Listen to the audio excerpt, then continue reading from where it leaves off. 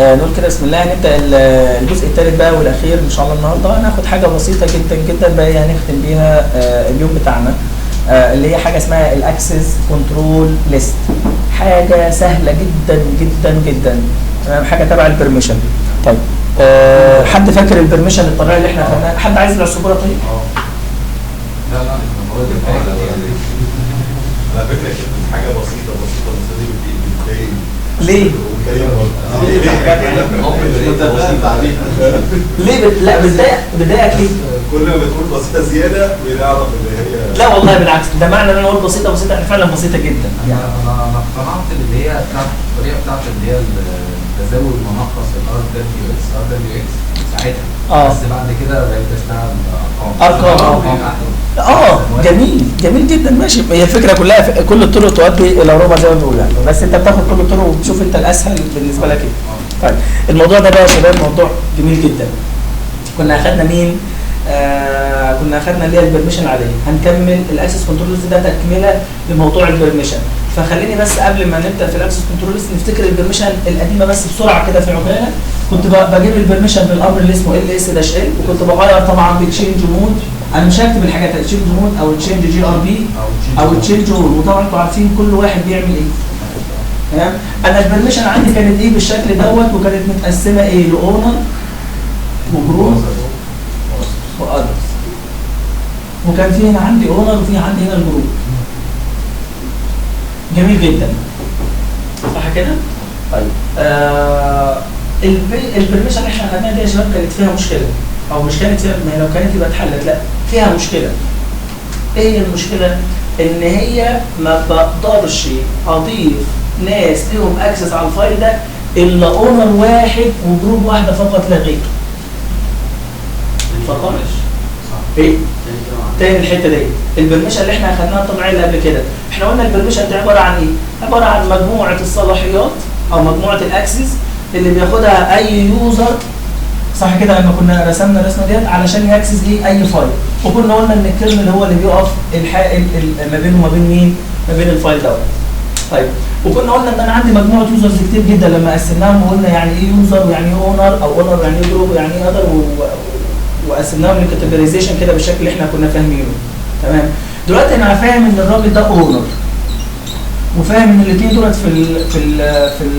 في السكشن او في الكاتيجوري اللي اسمه الجروب، والاثنين دولت فين؟ في الكاتيجوري اللي اسمه الاذرز. صح كده؟ يبقى اصبح مين اللي لهم اكسس على الفايل ده؟ اللي لهم اكسس على الفايل ده هو اونر واحد، صح؟ وجروب واحده، والجروب دي بتحتوي على اي عدد من اليوزرز ايا كان، وفقط لا غير. وباقي الناس بقى وباقي عامه الشعب، وعلى حسب ما انا ايه انا بحط البرميشن بتاعتي لهم اكسس واحد. يبقى اذا البيزك برميشن او البرميشن اللي احنا خدناها دي يا شباب فيها مشكله، ان انا للاسف ما اقدرش اخلي الفايل ده حد ياكسسه الا اونر واحد. يعني اخلي الفايل الاونر بتاعه واحد بس، وما اقدرش احط عليه برضه غير هي جروب واحده فقط لا غير.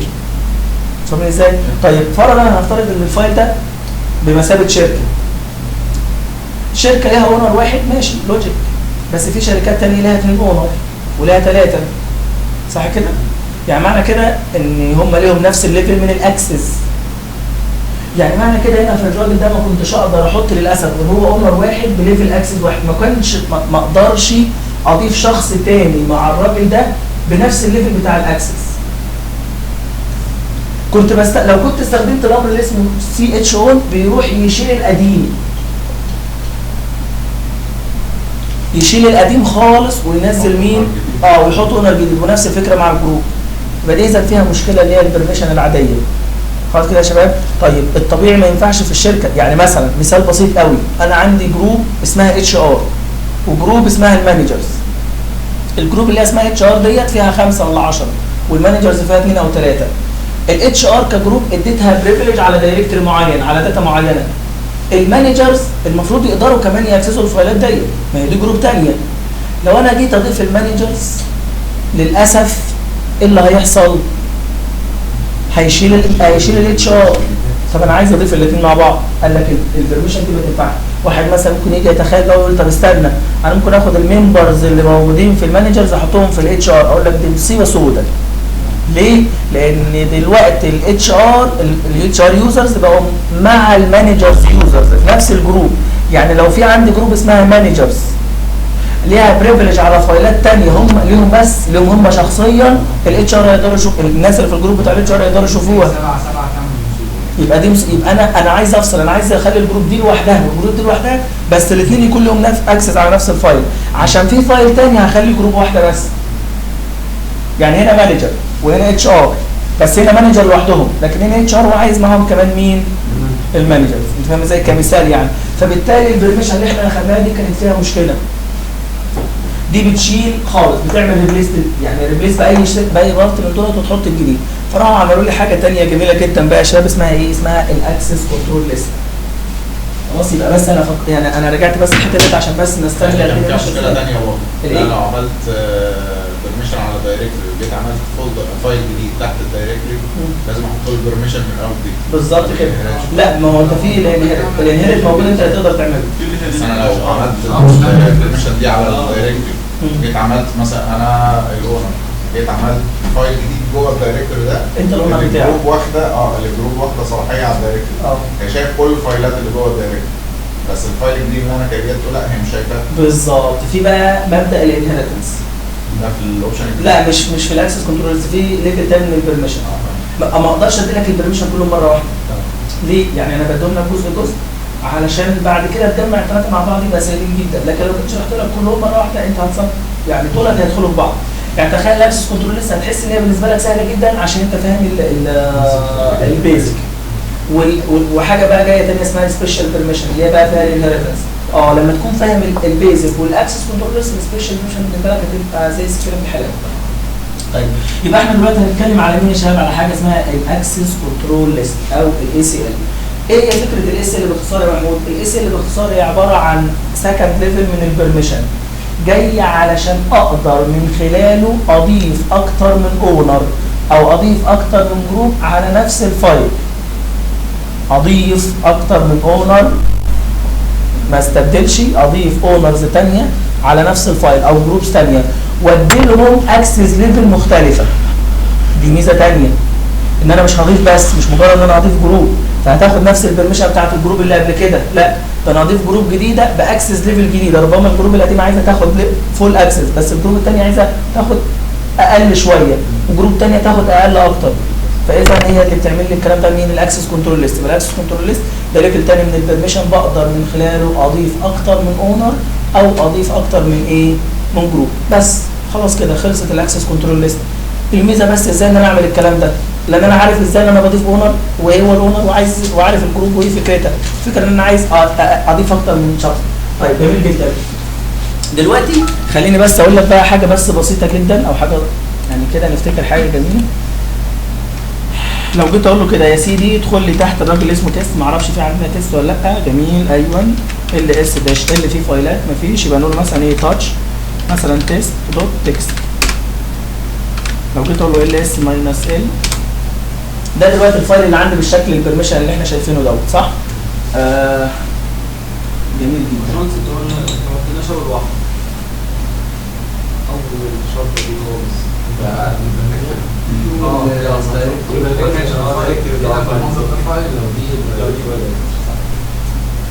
انا زعلت يا محمود، انا زعلت عشان انت بتشك فيا كده.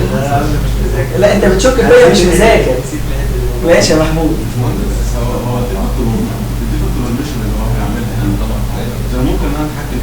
في التراك الثالث في السكريبتنج هنتحكم فيها لما تنهي انت ان شاء الله المجموعه الجايه يوم الاحد الجاي تتحكم فيها يوم الاحد الجاي، لكن هم في التراك الثاني.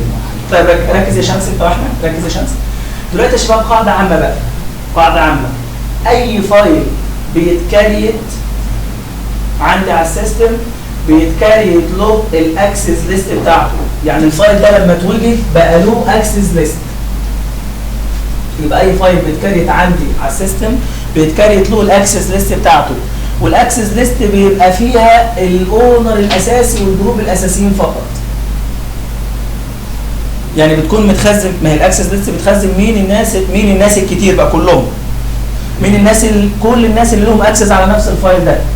خلاص. يبقى طب مين الناس اللي له اكسس على الفايل؟ الديفولت اللي هو الاونر نفسه والجروب نفسها بس، هم دولت اللي موجودين، لان انا لسه ما لعبتش في الراجل ده وضفت. خلاص كده. يبقى اي فايل بيتكريت عندك سيستم بيتكريت له الاكسس ليست بتاعته، وبتبقى ما فيهاش غير الاونر الاساسي والجروب مين؟ الاساسيه. يبقى اذا انا بالاكسس كنترول ليست هضيف. طيب هضيف في حاجه مش موجوده ولا هضيف في حاجه موجوده؟ هضيف الاي سي ال يعني هضيف ناس في الاي سي ال اللي اصلا موجوده بس مش متخزن فيها غير الاونر ومتخزن فيها الجروب. يبقى اذا انا هروح ازود في الراجل ده، يبقى هروح موديفاي فقط. انا قلت ليه كده؟ علشان الاوبشن، لان الاوبشن هيبقى اسمه ام اللي هو موديفاي. انا مش هاد حد. انا الاكسس ليست نفسها اللي هي الليسته اللي بضيف فيها الناس بتاعتي موجوده، بس اللي متخزنين فيها يسري القدام بس او الاساسيين معايا. طيب ازاي اعرف ان الفايل ده عليه اكسس ليست او لا؟ وخلي بالكم يا شباب الحته دي تحديدا بتستخدم في الاتاكس. الحته دي بتستخدم في الاتاك، يعني لما يجي واحد يتاك عندك على السيستم بتاعك مش غبي لدرجه ان هو يحط نفسه اونر او يحط نفسه في الجروب، لان هي هتبقى ظاهره قوي. ده هو بيروح يعمل ايه بقى؟ يروح يضيف لنفسه اكسس ليست على الفايل، عشان انت شايف الفايل معلوش غير الاونر والجروب بتوع الاساسيين، لكن هو من ورا في الباك جراوند شغال. طيب الاكسس ليست موجوده فين؟ شايفين؟ مش ده السطر بتاعنا؟ في هنا كده طبعا كان في رقم هنا عرفناه اللي هو حاجه اسمها اللينك كاونت، وفي هنا كده بصوا كده على البتاع بعد السطر بتاعك كده، بعد اللي هي البرميشن بتلاقي في عندي حاجه كده معموله كده اللي هي الدوت. اهي الدوت دي بقى يا شباب هي الاكسس كنترول ليست، وما هي دي الحته بقى اللي بيلعب فيها الناس الاتاكس. عشان كده قلت لك اي واحد مش غبي ان هو يروح يعمل تشينج 1 او تشينج جي ار بي، لان انا بمجرد النظر دي سهله، يعني دي سهله قوي ريدابل قوي، لكن دي تحس ان هي يعني بعيده خالص كل البعد اللي كله ان حد يشوفها او تثير انتباهه. خلاص. طيب لما الاقي الدوت ده معناه يا شباب ان الفايل ده الاكسس ليست بتاعته فاضيه. طب لو ليه اكسس ليست انا مش بعمل بتبقى بدل الدوت بلس، يعني دي بقت موديفاي اتضاف عليها. انت فاهم ازاي؟ واحنا بنشوف لا مش تبقى باينه برضه قوي، يعني قلما تلاقي السيستم ادمنز يعني بياخدوا بالهم من حاجه زي كده لما يحصل اتاك.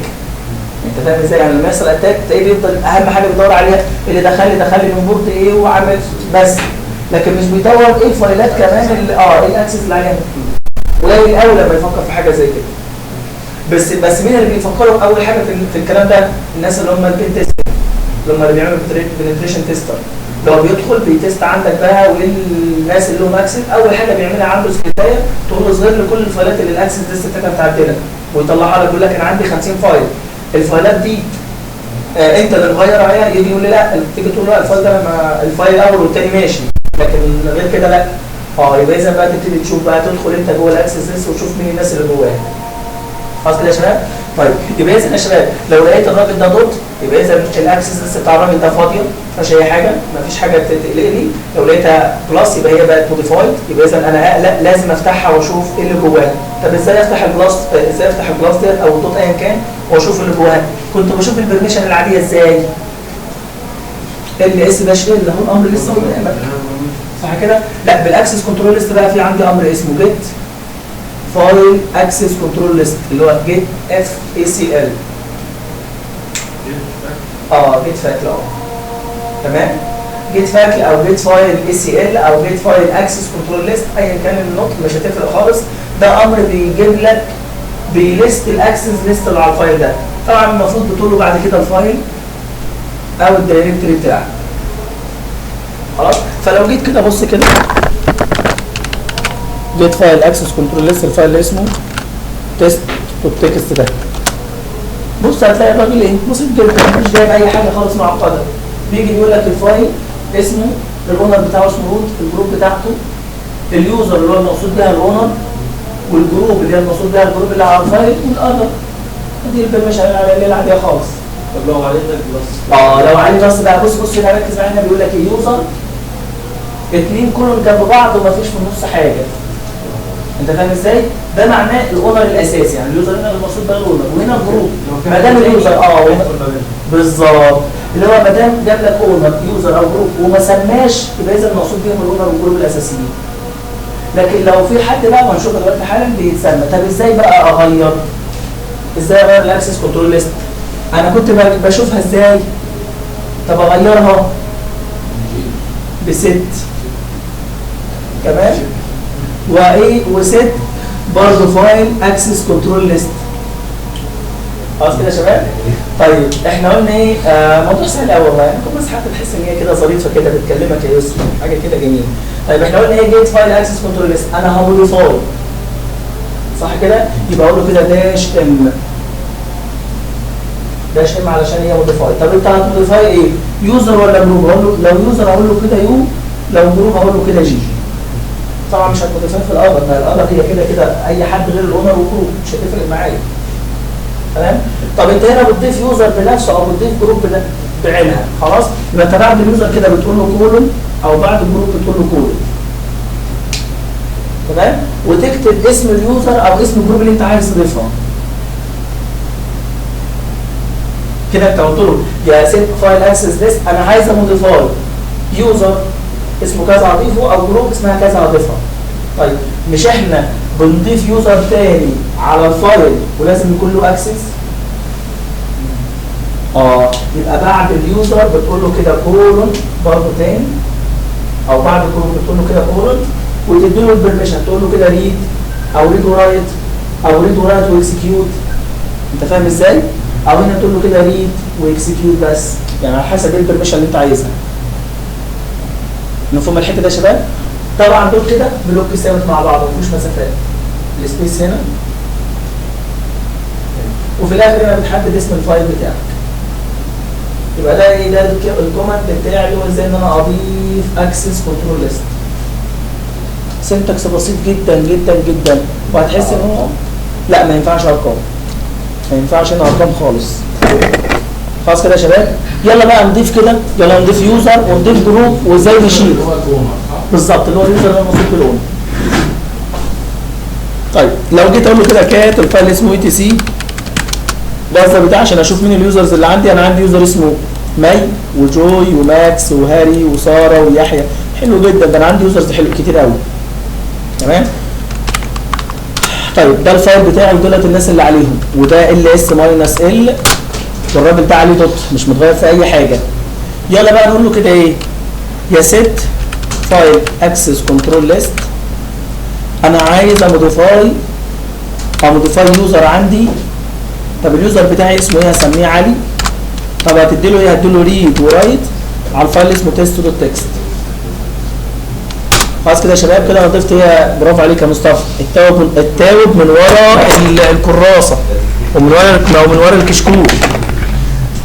لا انا مش بقرب المايك عشان الصوت يطلع، يعني انا كان مايل فانا وقفته احسن بس حد يشك في حاجه، يعني عشان عارف الشك فيكم والنيه عندكم حلوه قوي. طيب جميل جدا، يعني مش هدف ان انا افضح، مش هدف ان انا افضح خالص، انا مش بتاع الكلام ده اصلا. طيب جميل جدا جميل جدا يا شباب. دلوقتي انا غيرت الراجل ده، ضفت يوزر، عايز اضيف حد تاني، عايز اضيف ايه؟ حد تاني. فانا اقول له كده برده يا سيد فايل اي سي ال. المره دي هضيف جروب، بس قبل ما اضيف جروب اجي على الترميناليه الثانيه كده وممكن اقول له كده ايه؟ ممكن اقول له جروب اد مثلا اتش ار موجوده. طب زي الفل، ممتاز جدا. تعال نقول له كده يا سيد فايل اي سي ال انا عايز اموديفاي جروب اسمها اتش ار، عايز ادي لها ريد بس مثلا على الفايل ده عشان اغير الليفل بتاع الاكسس. بص كده المره دي يا شباب لو جيت اقول له كده ال اس داش ال هي بقى الحته اللي انا بقول لك بقى عليها اللي هي يعني قلما حد ياخد باله منها، اللي هي البلس دي او الدوت، يعني بتحس ان هي شويه بعيده. ماشي انت واخد بالك منها عشان الموضوع كله متركز عليها فكل انتباهك اصلا رايح عليهم. لكن تخيل بقى يعني بعد ما تخلص الموضوع ده ويبقى عندك خلص التراك الثالث وتشتغل كده، فانت موضوعات كتير قوي متداخله في بعض، فانت مش عارف يعني انت الدنيا مع بعضها كده. طيب جميل جدا. دلوقتي الراجل ده حد يقول حاجه؟ طيب دلوقتي هي دايركتري. انا كنت اقول له كده ميك دايركت مثلا تيست دايركت طبعا ده الدايركتوري بنفس الفكره عليه دوت. لو جيت اقول له كده سيت فايل اي سي ال انا عايز اموديفاي، ماشي يا احمد ممتاز جدا. في اليوزر اللي اسمه مثلا يحيى، قفشتك يا احمد وشفتك وادي له ريد ورايت على الراجل اللي اسمه ايه، اللي اسمه تيست دايفر. تمام، ادي له ريد ورايت واكسكيوت كمان مش هتفرق. فلو جيت اقول له ليس داش ال هتلاقي برضه هنا كان دوت، هنا بقى ايه بقى بلس. هي نفس السنتكس، الفرق هنا بحط اسم الدايركتوري هنا اسم الفايل. ليه؟ كده انا عملت ايه؟ كده انا رحت ضفت اليوزر اللي اسمه يحيى واديته ريد ورايت واكسكيوت على دايركتوري عندي اسمه تيست داير، الاونر بتاعه روت والجروب بتاعته روت. يعني انا خليت يحيى له نفسه الاكسس بتاع الروت. داش ار كابيتال مع الابن يعني داش ار كابيتال بس هنا لو عملت ار كابيتال كده هيقول لك في مشكله. الار هنا تحديدا ما تجيش في الاخر، تيجي بعد الام كده بالشكل ده يعني. تمام، برضو نفس الفكره. لا بص، اصل اللي بعد الام الفاليو بتاعتي، يعني اللي بعد الام دي الفاليو بتاعت الام، يبقى لازم الار تيجي في الاول كده يشتغل زي الفل. لو في دايركتوريز بقى نفس الفكره. خلاص كده هيغير الاونر على الدايركتوري. لا مش هيغير، هيضيف. خلي بالكم بقى من المبدا ده. تمام كده يا شباب. يبقى لو جيت اقول له كده، يبقى ده السنتكس بتاعي. لو انا عايز ايه، لو انا عايز اضيف للدايركتوري وكل الناس اللي تحته، يا محمود يا محمود انت وخالد. جميل ماشي طيب جميل جدا. دلوقتي بقى ايه، لو جيت اقول له ايه اللي اس ماينس ال، معلش يا شباب يعني عاده ان شاء الله يعني ربما في الفتره القريبه تتلغي يعني، اللي هي التتابع بتاعتكم يعني مش العاده. انا عارف برضو دماغكم راحت فيه. طيب جميل جدا. المهم يا شباب دلوقتي عندي الفايلات بقت فيها بلصات، ده اصبح دلوقتي ده معناه ان الاكسس ليست بتاعتها ايه، متعدله. لو انا بقى عايز لو انا عايز اشوفها الاول، فانا اقول له كده جيت فايل اي سي ال مثلا، شوف لي التست دوت تكست، اي فايل بقى مش هتفرق، دايركت او فايل عامه يعني. بص هنا بقى يا محمود اللي حصل هنا قال لي اونر وجروب وبدا يقول لي يوزر، ما حددوش. يبقى ما دام ما حددش يعني مقصود بها الراجل ده. لكن هنا بدا يقول لك لا لا لا، ده خلي بالك ده في يوزر تاني اسمه عليا يحيى، يا عليا يحيى يعني عليا خالد. تمام، والراجل ده له ريد ورايت. تمام كده يا شباب. وعندي الجروب مش متسميه، يبقى ده معناها الجروب الاساسيه وديت. وفي عندي جروب ثانيه اسمها اتش ار، ودي ليها ايه؟ ليها ريد. وهنا بعد كده ماسك. الماسك هنا بقى، هنا الماسك ده اللي هو المقصود بالتوتال اكسس بتاع الاكسس ليست. يعني انا مثلا ضفت يوزر وضفت جروب، او ضفت 2 يوزر و2 جروب. الاثنين يوزر والاثنين جروب واخدين ايه البريفليج اللي واخدينها؟ مثلا انا ضفت يوزر اسمه علي، مديله ايه؟ ريد ورايت. وضفت جروب اسمها اتش ار، مديلها ايه؟ يبقى اجمالي الاكسس اللي عندي ايه؟ ار ودبليو. فاهم ازاي؟ الماسك هنا بقى اللي هو المقصود بيه التوتال اكسس بتاع مين؟ بتاع كل الناس اللي مضافين في الاكسس ليست. هو بيجمعهم؟ بيجمع. اصل مش هقول لك ريد يعني باخد لك عامل مشترك واحد منهم. بالظبط كده. يبقى مهم مثلا لو عايز حد يكتب رايت في الملف ده خالص. بالظبط كده. تمام جميل جدا. الاذر بالتشينج مود العاديه. التشينج مود تقول له كده، ما اصل الاذر هنا يا تديهم لكل، يعني الحاجه اللي انت هتديها للكل يا تديهم يا تدي حاجه كل الناس يقدروا يعملوها، يا تشيل منهم حاجه مش هيقدروا يعملوها. طب تقدر تعملها بالاكسس كنترول ليست. وماله تقدر تعملها بالاكسس كنترول ليست. ممكن سيت فايل اكسس كنترول ليست داش ام هموديفاي في الاذر كولون. الاذر عندي معرفين. هنا انا كنت بكتب مثلا لو يوزر كنت مثلا بكتب علي، بس لو كان ايه، بص لو كان كده، لو كان يوزر كنت بقول له كده علي وبعدين كولون البرميشن. لكن المره دي هنا اقول له بقى ايه؟ اقول له لا الاذر صح، يبقى اقول له كده كولون الاذر معرفين، يبقى اقول له كده كولون كمان، وبعد كده احط البرميشن. انت فهمت ازاي؟ لان كان هنا اصلا كانت الفكره ان ما بين الاثنين كلهم كنت بحط الفئه نفسها. طب الاونر والجروب هما الاثنين دول بس المعرفين على الفايل، صح كده؟ لكن الاذر مش معرفين. الايه؟ هي باي ديفولت. بالظبط اللي هي باي ديفولت. لا مش باي ديفولت مقفوله، اللي هي باي ديفولت واخدين مين؟ ريد بس. خلاص كده يا شباب. يبقى اذا ازاي بليست او بشوف الاكسس ليست اللي على الفايل ls-l بيعرفني الفايل ده موديفايد الاكسس ليست بتاعته ولا لا. طب لو موديفايد وعايز اشوفها يبقى ايه جريت ديت جيت فايل اكسس كنترول ليست، وبعد كده مين اسم الفايل بتاعي. الايه؟ الماسك ده اللي هو التوتال اكسس بتاع كل الناس اللي موجودين في الاكسس ليست. الناس اللي هم اليوزرز ولا الجروب؟ اليوزرز والجروبس كلهم. يعني انا هنا الاكسس ليست هنا يا عمرو فيها مين؟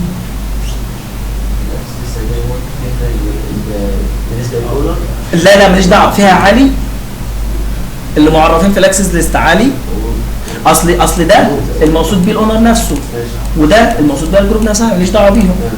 فمين اللي في الاكسس ليست بقى؟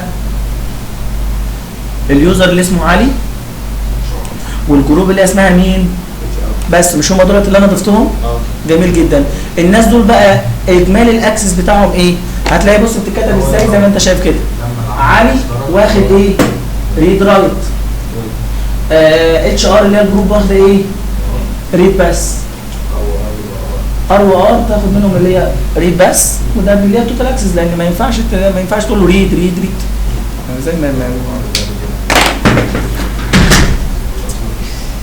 طيب جميل جدا. ده كده يا شباب ازاي ان انا اعمل ايه. طبعا انا عارف ان انت مبسوط، اللي هي حاجه كده تبتدي زي ما هو بيعمل معانا فينا كده، ربنا بيعمل فيك في الكورس بينزل بيه، صح؟ انا عارفك انت من جواك بتقول كده. منك ومن اللي جوه هنا يا خالد، ما كنتش اعرف كده والله يا خالد. طيب المهم يا شباب دلوقتي انا قدرت ان انا اضيف مين؟ اضيف اكسس ليست. طب لو عايز مثلا خالد قدر يتك عندي على السيستم او يقعد على السيستم بتاعي وراح ضاف نفسه كده في كام فايل، فانا اكتشفت ان الراجل ده ضاف نفسه او الجروب دي يعني اتضافت، عايز اشيلها. علشان اشيل اكسس ليست يا شباب حاجه من اتنين، يا تشيل الاكسس ليست كلها، يعني تشيل كله كده، تمسح كله وترجع الفايل الديفولت بتاعه بس دولت، صح كده؟ يا اما تشيل حد بعينه. لو هتشيل الاكسس ليست كلها وترجع الفايل للديفولت يبقى عندي الامر اللي هو set file access list داش بي وبعد كده الفايل بتاعك. بالظبط كده، ده بيريسيت الاكسس ليست خالص، بيرجع الفايل للديفولت بتاعك. تمام؟ اللي هي الديفولت ممكن ديفولت اللي هي بيدلل. طيب لو عايز اشيل حد بعينه بقى يا شباب، انا كنت بموديفاي بالال صح كده؟ جميل جدا. لو عايز بقى اشيل حد نفسه اقول له كده set file acl داش اكس هنا اللي هي اديليت، يعني الاكس اللي هي المقصود بيه اللي هو ديليت هنا. طيب بعد ما اديليت انت هتديليت مين بقى؟ يوزر. لو يوزر هتقول له كده ايه؟ طب لو جروب تقول له جي. طب هنا لما كنت بضيف لو كنت بضيف يوزر كنت بقول له كولون واسم اليوزر، ولو جروب كنت بقول له برضه يا محمود ايه اسم الجروب بتاعتي، صح ولا ايه؟ طيب لما كنت بضيف كنت بحدد اليوزر بالبرميشن. طب هنا انا هشيل، مش انا لما هشيل الراجل بالبرميشن بتاعته، يبقى انا مش محتاج بقى احدد البرميشن. اصلا لو حددتها يبقى خطا. انت بتقول له كده يا سيت فايل اكسس ليست عايز ريموف اليوزر ده بس، بيتشال بكل حاجته، وفي الاخر طبعا مين عندك الفايل او الدايركتوري. يلا بقى نجربها ان انا اشيل واحد بس، ونجربها ان احنا نشيل كله مره واحده. تمام؟ لو انا عايز اشيل الراجل اللي اسمه علي او الجروب اللي اسمه اتش ار، اقول له كده يا سيت فايل acl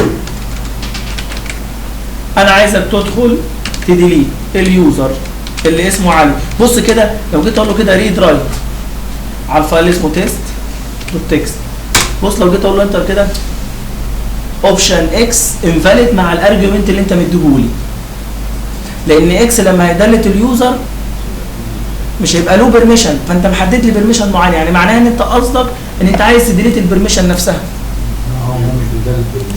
بالظبط، هو مش بيدلت بيرميشن، ده هو بيدلت يوزر بكل باليوزر نفسه باللي عليه. يبقى في الحاله دي خلي بالك، بص لو جيت اقول له جيت لسه علي زي ما هو موجود. طب يبقى المره دي بقول له لا يا باشا دلت الراجل ده بس بكل ايه، بكل حاجاته. انتر خلاص اتدلت. عايز اتاكد جيت فايل ACL ما بقاش فيه علي وما فيش غير HR بس. طيب كده يا شباب. لكن لو جيت طبعا خلي بالكم LS-L الفايلات لسه عليها ما زالت البلاس موجوده. صح؟ ما زالت ايه البلاس موجوده. المره دي بقى لو جيت اقول له كده يا سيت فايل اكسس كنترول ليست، انا عايز ارجع الفايل ده للديفولت بتاعه. ده كده رجع للديفولت خلاص، رجع بقى دوت. ولو جيت اقول له كده جيت الاكسس ليست بتاع الراجل ده الاقي ما بقاش فيها غير الاساسيين فقط، واتشال حتى كمان معاهم الماسك، لان انا شلت كل الناس من الاكسس ليست مسحتها. خلاص كده يا شباب. ده كده ايه الاكسس كنترول ليست بكل حبشتكناتها وكل حاجه فيها. يبقى الاكسس كنترول ليست يا شباب عباره عن نوع ثاني من البرميشن، بقدر من خلاله اضيف اكتر من اونر او اضيف اكتر من جروب على نفس الفايل باكسس ليفل مختلف. باكسس ليفل ايه مختلف. بس دي فكره ACL موجوده في اكتر من سيستم. قصدك اوبونتو يعني او ديبيان؟ لا ده ACL ده دي ثابته، ده كونسيبت زي التشينج مود بالظبط. تمام. والسبيشال بيرميشن اللي هناخدها برضه موجوده في اليونكس بكل انواعه واللينكس بكل انواعه. خلاص كده يا شباب. حد عنده اي اسئله في الموضوع ده؟ طيب حد عنده اي مشاكل في الموضوعات اللي احنا شرحناها النهارده كلها؟ طيب جميل جدا. حد فهم حاجه؟ طيب حد ما فهمش حاجه؟ جميل جدا. جميل جدا.